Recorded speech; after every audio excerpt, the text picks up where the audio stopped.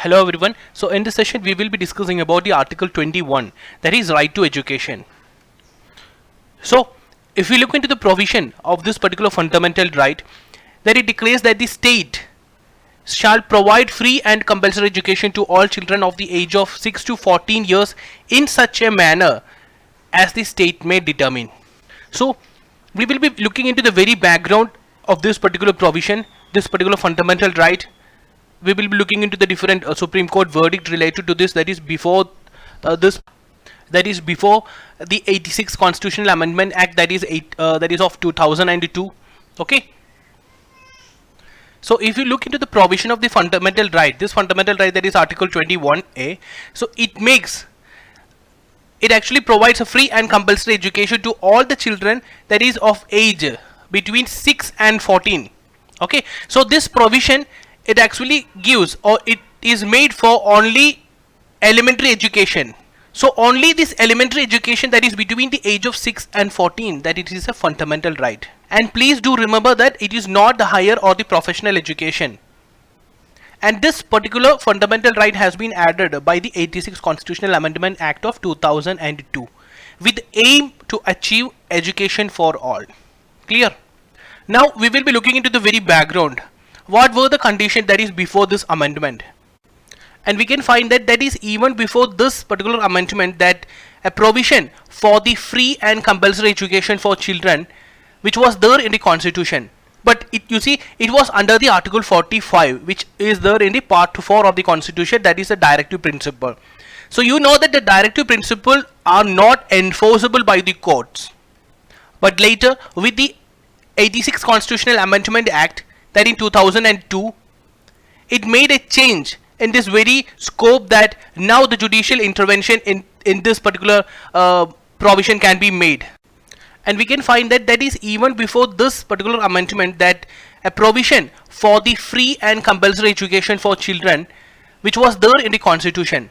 But you see, it was under the Article 45, which is there in the Part 4 of the Constitution, that is a directive principle.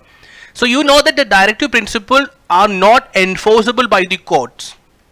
But later, with the 86 Constitutional Amendment Act, that in 2002, it made a change in this very scope, that now the judicial intervention is possible, because now it is a fundamental right. Okay, now it is a fundamental right under the Part 3 of the Constitution. And if you look into one another aspect, that by the 86 Constitutional Amendment, it also brings a change in the very subject matter of the Article 45, that is the directive principle. So now if you read the Article 45, it is like this, that the state shall endeavor to provide early childhood care and education for all children until they complete the age of 6.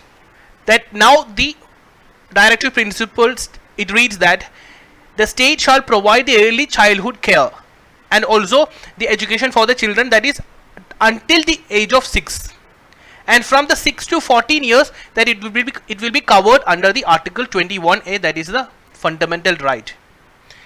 And we can see that this 86 Constitutional Amendment Act also brought a new fundamental duty, that is Article 51A clause K, that it states that it shall be the duty of every citizen of India to provide opportunities for education to his child or ward between the age of 6 and 14 years. Now, to provide the opportunities of education to his child or ward is the fundamental duty of every citizen of India. That is under the Article 51A clause K, which was added by the 86 Constitutional Amendment.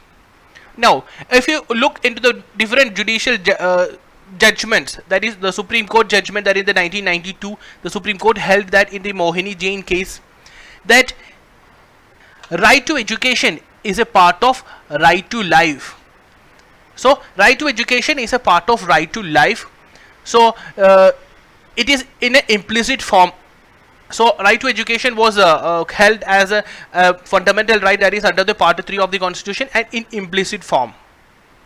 And also we can see that in the 1993, the Supreme Court in the Unnikrishnan case of 1993, here in this particular judgment, the Supreme Court held that the Supreme Court actually reinforced the early judgment where the Supreme Court actually affirmed that the right to primary education, so specifically it mentioned about the primary education as the right to life or the fundamental right. So the Supreme Court mentioned that the right to education, right to primary education is a fundamental right under the Article 21A in its implicit form.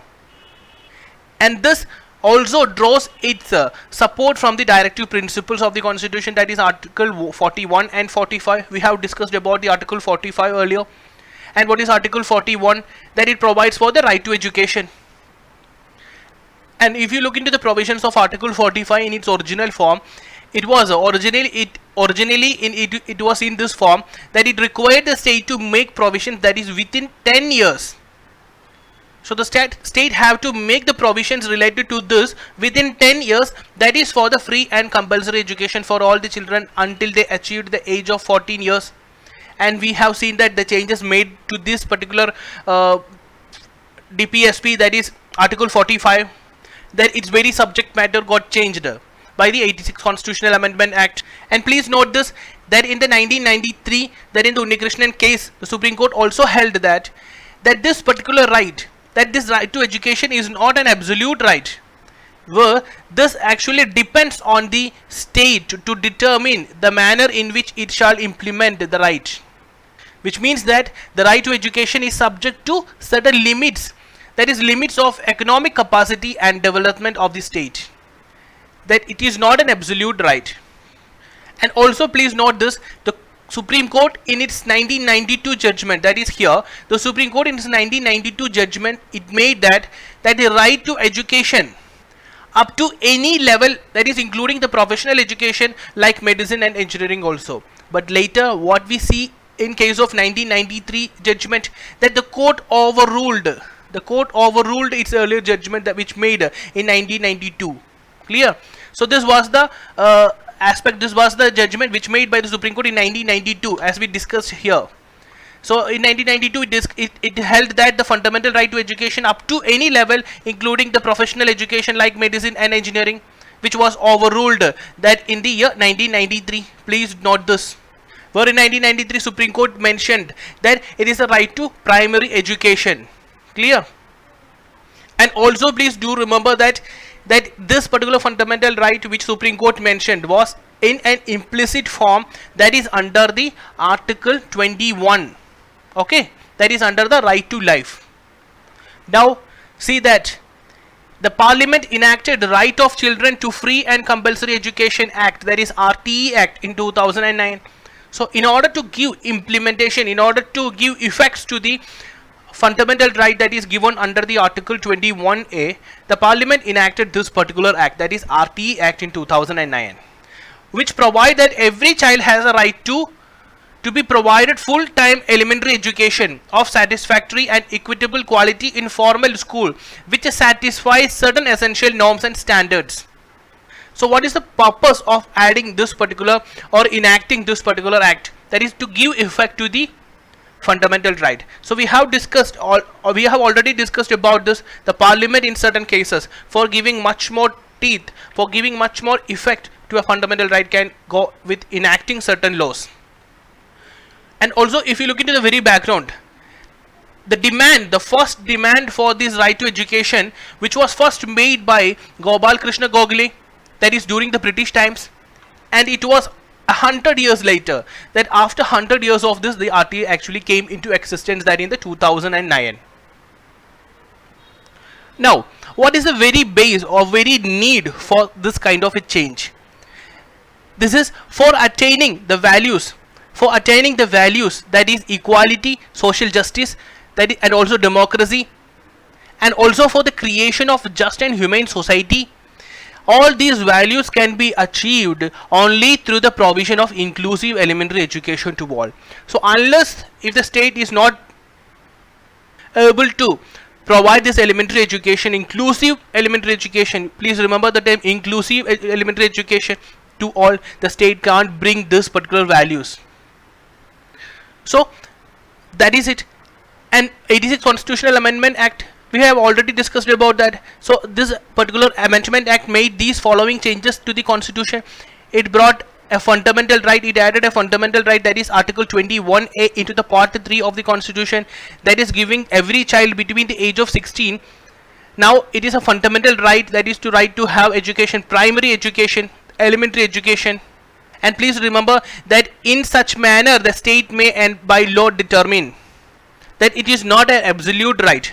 And also 86 Constitutional Amendment Act made a change in the Article 45 of the Indian Constitution, that is to the directive principle of the Constitution. Now the state should provide the early childhood care and also protection to the children, that is between the age of 0 till the age of 6.